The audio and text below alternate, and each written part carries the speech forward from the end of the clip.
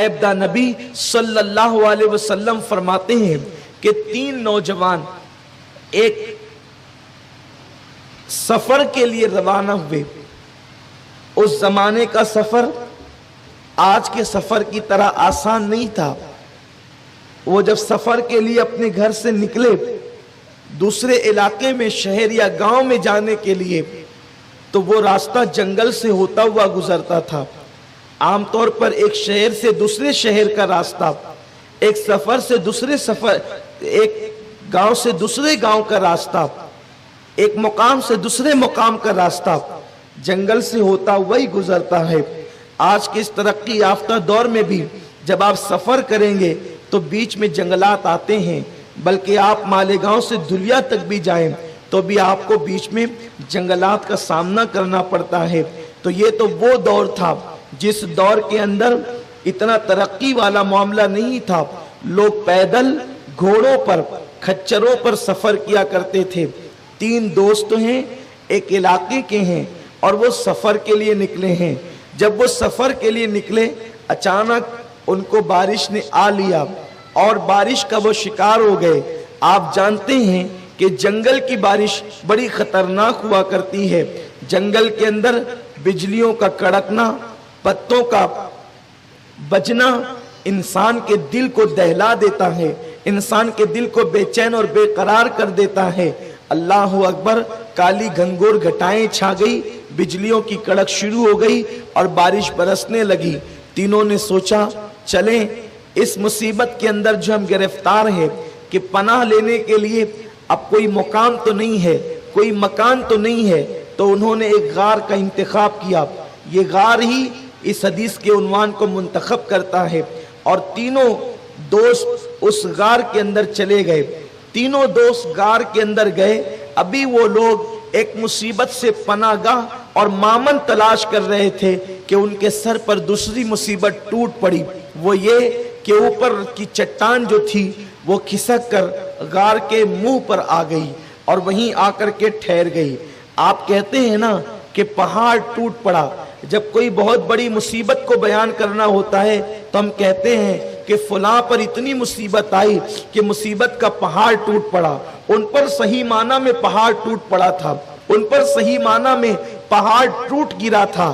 اللہ اکبر، ان لوگوں نے اس چٹان کو دیکھا اور اپنی طاقت بھر 6 ہاتھ لگا کر، یعنی تینوں کے 2 ہاتھ لگا کر انہوں نے چٹان کو کھسکانے کی کوشش کی، انہوں نے چٹان کو دھکا دینے کی کوشش کی، لیکن وہ چٹان ان سے کھسک نہ سکی۔ اس وقت ان کے ذہن میں ایک بات آئی، بلکہ اللہ نے ان کے ذہن میں ایک بات ڈالی۔ تینوں نے آپس میں مشورہ کیا۔ مشورہ یہ تھا کہ ہم نے زندگی کے اندر اگر کوئی کام اللہ کے لیے کیا ہے، خالص لوجہ اللہ کیا ہے، تو چلو اس کے وسیلے سے اللہ کی بارگاہ میں دعا کریں تاکہ اللہ ہمیں اس مصیبت سے نجات عطا فرمائے۔ پہلا بندہ رب کی بارگاہ میں ہاتھ اٹھاتا ہے اور یوں عرض کرتا ہے، اے کریم باری تعالیٰ، میں نے اپنی زندگی کے لمحات اب تک اس انداز میں گزارے کہ میں کبھی بھی اپنے ماں باپ کو کھلائے بغیر کبھی کچھ نہیں کھاتا تھا۔ اب بہت توجہ سے اس گفتگو کو آپ اپنے دل و دماغ میں جگہ دیں۔ مصیبتوں سے نجات کا ذریعہ، تکالیف سے نجات کا ذریعہ، مشکلوں سے نجات کا ذریعہ کن نیکیوں کے اندر ہے؟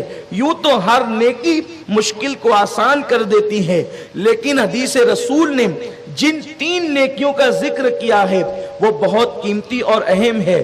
وہ کہتا ہے، اللہ میں نے کبھی اپنی زندگی میں اب تک ایسا نہیں کیا کہ خود کھا لیا ہو اور ماں باپ کو چھوڑ دیا ہو۔ میرے اللہ، میں پہلے اپنے ماں باپ کو کھلاتا ہوں، اس کے بعد خود کھاتا ہوں۔ بلکہ ایک دن تو یوں ہوا کہ میں مویشی چرا کر، جانور چرا کر تاخیر سے واپس لوٹا۔ میرے ماں باپ سو چکے تھے۔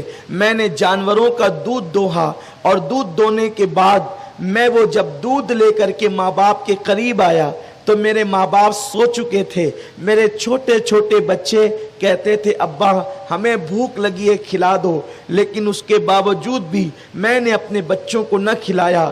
ماں باپ کی محبت کا غلبہ یہ تھا کہ میں ماں باپ سے پہلے نہ خود کھانا چاہتا تھا نہ اپنے بچوں کو کھلانا چاہتا تھا. میں نے جو ہے وہ دودھ کے پیالے اپنے ماں باپ کے سرہانے لے کر کے کھڑا رہا, حتیٰ کہ رات کے آخری پہر میں میرے ماں باپ جاگے تو میں نے پہلے ان کو دودھ دیا, انہوں نے دودھ پیا, پھر میں نے خود کھایا اور میں نے اپنے بچوں کو کھلایا. میرے اللہ, اگر یہ نیکی تیری بارگاہ میں قبول ہو گئی ہے تو میں تیری بارگاہ میں دعا کرتا ہوں مولا اس مصیبت سے ہمیں نجات عطا فرما. اس کے یہ جملے کہنے تھے, وہ چٹان جو بازو کی قوت سے نہ ہٹی, وہ چٹان اس نیکی کی برکت سے کھسک گئی, خود بخود کھسک گئی, لیکن ابھی وہ اتنی نہیں کھسکی تھی کہ وہ نکل سکتے تھے. البتہ امید کی کرن چمک گئی تھی. لیکن یہاں رک کر میں ایک بات عرض کرنا چاہتا ہوں, اس بندے نے جس نیکی کا انتخاب کیا, نیکیاں تو اس نے زندگی میں بہت سی کی ہوگی, لیکن جس نیکی کا انتخاب کیا ماں باپ کے ساتھ اس نے سلوک, کہ میں نے اپنے ماں باپ کو کھلائے بغیر کبھی نہیں کھایا, اور اللہ کو یہ نیکی اتنی پسند آئی کہ جو بازو کی قوت سے جو مصیبت دور نہ ہوئی, اللہ نے اس نیکی کی برکت سے اس مصیبت کو دور فرما دیا. آج جو مصیبتیں ہمارے دروازوں پہ دستک دے رہی ہے, جو پریشانیاں ہمارے دروازوں پہ دستک دے رہی ہے, اس کی وجہ یہ ہے کہ آج ہم اپنے ماں باپ کا ادب نہیں کرتے, آج ہم اپنے ماں باپ کی تعظیم نہیں کرتے, آج ہم اپنے ماں باپ کا احترام نہیں کرتے. شب برات میں لوگ پوری رات صلاۃ التسبیح پڑھتے ہیں, لوگ صلاۃ التوبہ پڑھتے ہیں, مختلف دعائیں پڑھتے ہیں, لیکن یاد رکھو اے نمازوں کی پابندی کرنے والوں, نماز کی اہمیت اپنی جگہ ہے, نوافل تو نوافل ہے, فرض کی برکتوں کو اللہ اکبر اس کا انکار کون کر سکتا ہے. نوافل کے منکر تو دنیا میں ہو سکتے ہیں لیکن فرائض کے منکر نہیں ہو سکتے. لیکن میرے آقا صلی اللہ علیہ وسلم فرماتے ہیں جس کے ماں باپ اس سے ناراض ہے اس کے سجدے اس کے سر کے اوپر بھی نہیں جاتے. آپ مجھے بتائیں, آج لوگ عبادتوں کو ترجیح دیتے ہیں لیکن ماں باپ کی حق تلفی کرتے ہیں. میرے پیارے آقا صلی اللہ علیہ وسلم کے پیارے دیوانوں, ہمارے نوجوانوں کا حال یہ ہے, ہمارے نوجوانوں کی سچویشن یہ ہے کہ اللہ اکبر, جوانی کی دہلیز پہ قدم رکھنے کے بعد ماں باپ کو گھر کا کچرا سمجھنے لگتے ہیں, ماں باپ کی انسلٹ کرتے ہیں, ماں باپ کی بے عزتی اور بے حرمتی کرتے ہیں. اللہ اکبر, اگر کما کر کے لائیں گے 2-3 ہزار کما کر کے لائیں گے, لیکن ماں باپ کو 500-700 روپے تھما دیں گے, اب اس میں تم نے جیسے گھر چلانا ہے چلاؤ, ہم تو عیش کریں گے. اس کے بعد دوستوں کے ساتھ گھومنا پھرنا, دوستوں پہ خرچ کرنا. میرے آقا غیب دا نبی صلی اللہ علیہ وسلم نے اس زمانے اور دور کی خبر دی تھی. آقا کریم فرماتے ہیں قریب قیامت وہ دور آئے گا کہ لوگ اپنے ماں باپ پہ خرچ کرنے میں تنگ دلی کی شکایت کریں گے, تنگ دلی کا شکار ہوں گے, اور اپنے دوستوں پہ خرچ کرنے کے اندر بڑی کشادہ قلبی سے کام لیں گے. آپ دیکھیں دوستوں پہ خرچ کرنے کی بات آتی ہے صرف جھوٹی عزت کے لیے, جھوٹی شہرت کے لیے, جھوٹے وقار کے لیے لوگ اپنے پیسوں کو خرچ کرتے ہیں. لیکن وہی ماں باپ اگر گھر کے اندر پریشان ہیں, جو ہے وہ دوا کے لیے ترس رہے ہیں, خرچے کے لیے ترس رہے ہیں, جوان بیٹے کے پاس بوڑھے ماں باپ ہاتھ پھیلاتے ہیں تو جوان بیٹا یہ کہہ کر ماں باپ کو ڈانٹی دیتا ہے تمہیں بڑھاپے میں کتنے پیسے لگتے ہیں, کیا جو کماؤ وہ سب تم پر خرچ کر دوں. میرے پیارے آقا صلی اللہ علیہ وسلم کے دیوانوں, اللہ کے نبی حبیب صلی اللہ علیہ وسلم نے مالدار بننے کا نسخہ عطا فرمایا. میرے اور آپ کی آقا فرماتے ہیں جو بندہ یہ چاہتا ہے کہ اللہ اس کو مالدار کر دے وہ اپنے ماں باپ پہ خرچ کرے, جو والدین پہ خرچ کرے گا اللہ اس کو اتنی دولت عطا کرے گا کہ اللہ اکبر اس کی نسلوں تک کے اس کی دولت کام آئے گی. آج لوگ دولت کی لالچ میں, مال کی لالچ میں ماں باپ کو دوسرے نمبر کا درجہ دیتے ہیں, اور اگر کچھ لوگ ماں باپ کی خدمت بھی کر رہے ہیں تو وہ اس نیت کے ساتھ اگر میں نہ کروں گا تو محلے والے کیا کہیں گے. نادان محلے والوں سے ڈرتا ہے, اللہ سے نہیں ڈرتا. محلے والوں سے خوف کرتا ہے, اللہ سے خوف نہیں کرتا. اس نیت سے ماں باپ کی خدمت کرو کہ اللہ راضی ہو جائے, اس کے پیارے حبیب راضی. پہلے بندے نے دعا کی نا کہ اللہ میرے ماں باپ کے ساتھ میں نے نیکی کی, مصیبت سے نجات عطا کر. وہ چٹان کھسک گئی تو فوراً دوسرے نے ہاتھ اٹھا دیا, عرض کیا اللہ تو جانتا ہے کہ میری ایک رشتہ دار تھی, کزن, میں اس سے پیار کرتا تھا, محبت کرتا تھا, اور میرا ارادہ یہ تھا کہ جب بھی مجھے موقع ملے گا میں اس سے اپنی نفسانی خواہشات کی تکمیل کروں گا. اور ایک دن ایسا موقع مل بھی گیا کہ میں اس پر قابض ہو گیا, حتیٰ کہ میں اس کے ساتھ زنا کرتا. لیکن اس لڑکی نے کہا اللہ کے بندے اللہ سے ڈر, اللہ دیکھ رہا ہے. بس اس تصور سے کہ اللہ دیکھ رہا ہے میں نے اس کو چھوڑ دیا. مولا اگر یہ کام میں نے خالص تیرے لیے کیا, لوجہ اللہ, اللہ تیرے لیے کیا, تو اس مصیبت سے ہمیں نجات عطا فرما. دوسرے دونوں نے آمین کا, اس نے نیکی پیش کی, وہ چٹان پھر کھسک گئی. اس سے پتا چلا کہ دوسری وہ بڑی نیکی جو انسان کو مصیبت سے نجات دلاتی ہے وہ زنا سے بچنا ہے, اپنے آپ کو زنا سے بچانا. اور آج آپ دیکھو دنیا کے اندر کثرت کے ساتھ, جتنی کثرت کے ساتھ اگر کوئی گناہ ہو رہا ہے تو وہ زنا ہے. چھوٹے چھوٹے بچے ابھی جنہوں نے صحیح طور پر جوانی کا منہ بھی نہیں دیکھا انہیں بھی زنا میں مبتلا کر دیا گیا. رہی صحیح کسر فلموں نے, سیریلوں نے, انٹرنیٹ نے پورا کر دیا.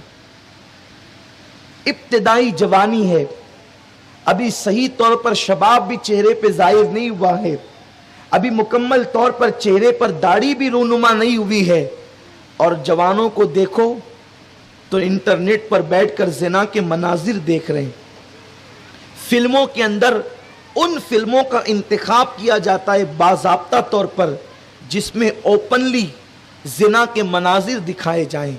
مسلمان نوجوانوں, کیا بس زندگی گناہ کرنے کے لیے ملی تھی؟ اللہ نے جو زندگی دی تھی وہ گناہ کے لیے دی تھی, اور کب تک گناہ کرو گے؟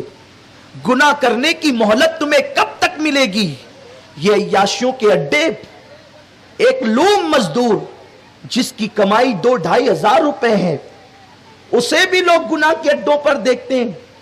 اور مالداروں کا حال تو یہ ہے کہ ابھی تھوڑی سی دولت کی آئی, بدن پہ چربی چڑھی تو پھر بیوی سے وہ سیر نہیں ہوتا.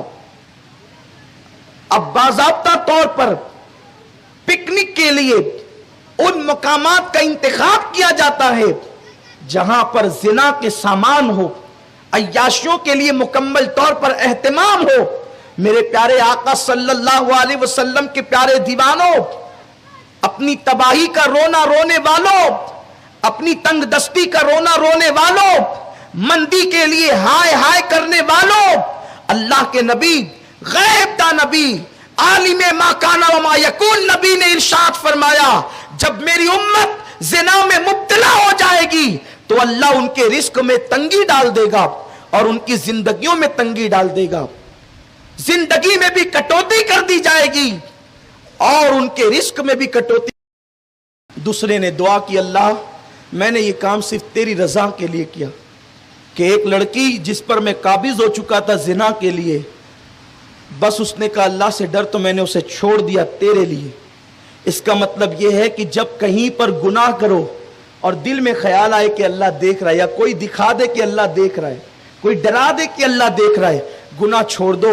وہ ایسی نیکی ہے کہ مصیبتیں ٹل جائے۔ اور زندگی میں ایسے موقع بار بار آتے ہیں، بسوں میں آئیں گے، ٹرینوں میں آئیں گے، پارکوں میں آئیں گے، گھر کی تنہائیوں میں آئیں گے، دوستوں کے سرکل میں آئیں گے۔ بس ایک تصور رکھنا، اللہ دیکھ رہا ہے، وہ دیکھ رہا ہے۔ اس تصور سے گناہ چھوڑ دو، اللہ زندگی اور آخرت کی ہر مصیبت دور کر دے گا۔ میرے آقا فرماتے ہیں تیسرا بندہ بھی موجود تھا، جب چٹان کھسک گئی تو تیسرے نے ہاتھ اٹھا کے کہا اللہ میں نے ایک مزدور سے کام لیا، بس آخری گفتگو سمیٹ رہا ہوں، بہت دل کے کانوں سے سنیں۔ دنیا میں مصیبتیں دور کیسے ہوتی ہے وہ نسخہ حضور نے دیا صلی اللہ علیہ وآلہ وسلم۔ اللہ میں نے ایک مزدور سے کام لیا، اس نے کہا کہ میں مزدوری نہیں لیتا، یہ رکھو اپنے پاس، کبھی آؤں گا تو لے کے جاؤں گا۔ ہم کتنے اچھے ہیں، کوئی اپنے پاس رکھ کر کے جائے نا کہ آؤں گا تو لے کے جاؤں گا، بیچارہ دوبارہ آئے گا تو بولیں گے کہ تم نے رکھا بھی تھا مجھے یاد ہی نہیں۔ لوگ کہتے ہیں کہ ہماری قوم کو لینا یاد ہوتا ہے، دینا یاد نہیں ہوتا، اور جب سے یہ حالات ہوئے نا کہ دینا یاد نہیں تو تباہی مچی ہوئی۔ جیسی نیت ہوگی ویسی برکت ہوگی، نیت ہی خراب ہے، چاہتے ہیں کہ سبھی کا ہڑپ کر جائیں، اور کچھ لوگ تو ہیں ہی ایسے، وہ کہتے ہیں نا کہ وہ کھا کر کے ڈکار بھی نہیں لیتے۔ بڑا مشہور مالیگاؤں کے اندر یہ جملہ ہے، کچھ لوگ ایسے ہیں کہ وہ کھا کے ڈکار بھی نہیں لیتے۔ حالانکہ فرمایا گیا جو لین دین میں کلیئر ہے وہ آدمی سب سے اچھا ہے، ورنہ سفید کپڑوں سے کیا ہوتا ہے؟ آپ نے کپڑے سفید پہن لیے، رومال سفید سر پہ ڈال لیا، اور بیت المال کو حلق کے نیچے نگلتے ہی جا رہے سانپ کی طرح، تو پھر آپ کیا ہیں؟ آپ کیا ہیں؟ حضور رحمت للعالمین کو دنیا صادق الوعد الامین کہتی تھی۔ ہجرت کی رات مکے کے کافروں کی امانتیں رسول اللہ کے گھر میں تھی، اور جو لوگ تلواریں لے کر کے کھڑے تھے، آقا نے فرمایا علی یہ جس کی امانت ہے صبح ان کو لوٹانا، پھر آ کر کے فلاں مقام پہ ہم سے ملنا۔ حضور نے جان کے دشمنوں کی امانتیں بھی، جان کے دشمنوں کی امانتیں بھی اپنے ساتھ لے جانا گوارا نہ کیا۔ اسی لیے میدان بدر میں جب مکے کے کفار کا حضور سے سامنا ہوا تو وہ آدھی جنگ یوں ہی ہار چکے تھے، اس لیے کہ وہ اتنے شرمندہ تھے کہ جان کے دشمنوں کو بھی مصطفیٰ جان رحمت نے محروم نہیں کیا۔ جب ہجرت کے لیے گئے تو اپنے چچا کے بیٹے علی مرتضیٰ کو اپنے بستر پہ سلا کر کے فرمایا کہ جس کی امانتیں پہلے لوٹانا پھر آ کر کے ملنا۔ اب تو امانتیں رہی کہاں گئی، رشوت کا بازار گرم ہو رہا ہے۔ اور یاد رکھنا جس قوم کے قائدین بگڑتے ہیں اس کا خمیازہ پوری قوم کو بھگتنا پڑتا ہے۔ عوام غلطی کرے تو ان کی سزا عوام کو ملتی ہے، لیکن جب قائدین غلطی کرتے ہیں تو ان کی سزا پوری قوم کو ملتی ہے۔ قوم کو اتنی بڑی سزا تو نہ دیتے آپ، اگر اللہ نے آپ کو موقع دیا تھا قوم کی خدمت کا، قوم کے ساتھ یہ تو نہ کرتے آپ۔ جس پر قوم نے اعتماد کیا اس نے مذہب کو بھی بدنام کیا، کلمے کو بھی بدنام کیا، دین کو بھی بدنام کیا، سماج کو بھی بدنام کیا، سوسائٹی کو بھی بدنام۔ مسلمانوں تمہاری پہچان ہے امانت، خائن نہ بنو، خیانت کر کے نہ کسی کو ترقی ملی ہے نہ تمہیں ترقی مل سکتی۔ وہ کہتا ہے اللہ اس بندے سے میں نے کام لیا تو اس نے کہا میری مزدوری رکھیں میں آ کر لے جاؤں۔ میں نے اس کی مزدوری رکھی، سوچا کہ کہیں خرچہ نہ ہو جائے، تو میں نے اس مزدوری کو کام میں لگا دیا، اس کا استعمال کیا۔ جب اس کا استعمال میں نے کرنا شروع کیا، اس کا مقدر زوروں پر تھا، مال بڑھتا ہی چلا گیا، بڑھتا ہی چلا گیا، بڑھتا ہی چلا گیا، اتنا بڑا کہ اس کا مال مغلوب ہو گیا، اس کا مال غالب آ گیا۔ پھر وہ آیا کچھ دنوں کے بعد، کہا کہ وہ میری مزدوری دیجیے آپ، توجہ آپ کی کیا انداز ہے، وہ میری مزدوری دیجیے آپ۔ تو میں نے کہا کہ یہ جتنا جنگل بھرا ہوا ہے نا جانوروں سے، یہ سب تمہارا ہے۔ اس نے کہا بھائی صاحب ایسا مذاق تو میرے ساتھ نہ کرے، میری تو بڑی چھوٹی سی مزدوری تھی۔ کہا مزدوری چھوٹی تھی لیکن میں نے اس کو پیسے لگا دیے تھے کاروبار میں، اور وہ بڑھتے بڑھتے اتنے ہو گئے، وہ پورا مال ہانک کر لے گیا۔ اللہ یہ کام میں نے صرف تیرے لیے کیا ہے، اگر یہ قبول ہو گیا ہے تو اس مصیبت سے نجات عطا کر دے۔ وہ چٹان مکمل کھسک گئی اور وہ تینوں لوگ باہر نکل گئے۔ اب اللہ کے نبی نے ان تین نیکیوں میں سماج، معیشت، والدین سب سمیٹ لیا ہے۔ اگر اس ایک حدیث گار پہ عمل کر لو، گھر بھی سنور جائے گا، کاروبار بھی سنور جائے گا، اور معاشرہ بھی سنور جائے گا۔ آج حال یہ ہے